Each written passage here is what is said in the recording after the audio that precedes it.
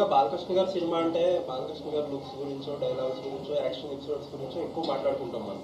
But Vamsi గారు అవన్నీ కాకుండా విజువల్స్ అంటారు ఫస్ట్ దగ్గర నుంచి. ఏంటి ఈ మార్పు కారణం?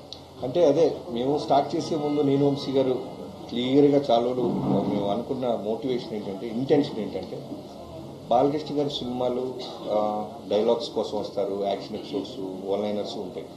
అవి వాటన్నిటితో పాటు మనం ఏదో స్పెషల్గా చేయాలి బాబీ.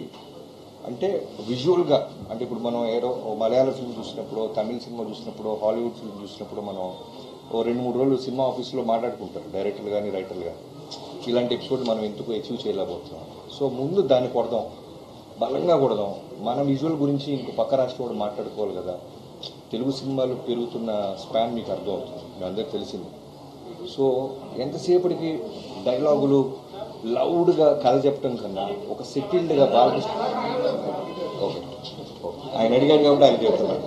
సో సరే, సో లౌడ్తో కథ చెప్పడంతో పాటు ఒక అందంగా విజువల్ ఎందుకు చెప్పకూడదు? ఇప్పుడు బాలకృష్ణ గారితో ఎలా ఉంటుందంటే, ఓ డైరెక్టర్ ఏం చెప్పినా దానికి 100కి 100% చేస్తారు ఆయన. సో అలాంటి హీరో దొరికినప్పుడు సెటిల్డ్గా అందంగా ఒక వరల్డ్ క్రియేట్ చేద్దామని ఒక ప్రయత్నం చేసాం, అది అచీవ్ చేసాం.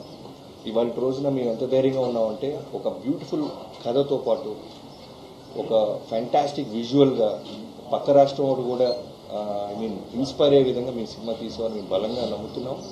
మీ అందరికీ అది Jan 12న రీచ్ అవుతుంది.